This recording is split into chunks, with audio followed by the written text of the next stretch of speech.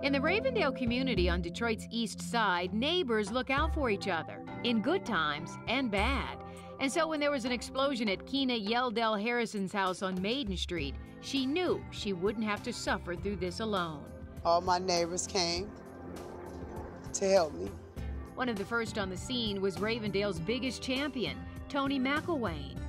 We just call her and she'd be right there. Toni has been there for the residents of Wade Street since 1988. Soon after she moved in, she complimented one of the neighbors on a beautiful flower bed. I said to her, "Hi, my name is Toni McIlwain." I said, "Those are some pretty flowers." And she looked at me, she said, "Lady, didn't nobody ask you your name?" Right then, Toni decided to change attitudes in her neighborhood. She made up her mind to start a block club. And everyone started noticing this one little block, how it transformed from a deteriorating block to a more livable block. Soon residents on nearby streets began to ask Toni for help with their blocks. I have organized 32 block clubs. She has unified the 4,000 people in the area.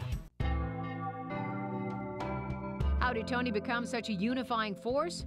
That part of her story begins with a rat in a dumpster. Toni was in her 20s. She had 4 children and a husband who was physically abusive.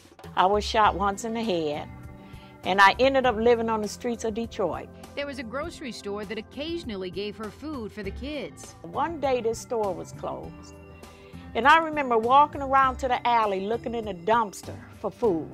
A rat ran out and scampered down the alley. It had gotten to the food first. And I remember praying to God, if you just open up one door for me, I will give back the rest of my life. That was the start. Toni began to turn her life around. And I moved into this neighborhood. I said, that's where I could help make the change. That's where I could give back. This welcoming community center is the heart of the Ravendale community. You can think of it as Toni's home because it's where she has put out the welcome mat. When people walk in this door with their shoulders slumped because they're down and out, you know, if they leave out of here just a little, standing up just a little straighter, feeling good about coming here and that they're really going to get some help. And the help comes in many forms. For instance, this computer class that helps residents update their skills. There's a resale shop. Everyone that's here is from this community. There's a senior program during the day and an after-school program for kids. In the summer, we have over 200 youth that we serve. For years, she has been at the forefront of neighborhood cleanup efforts.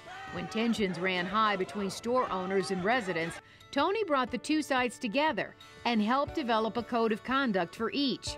Her contributions have not gone unnoticed. Everyone, from presidents to residents, have recognized her efforts. Toni will continue to work for her community because she has a promise to keep. It's my life. And it's a life that I feel that I have to keep going until I can't go anymore. She gives me great hope, great hope.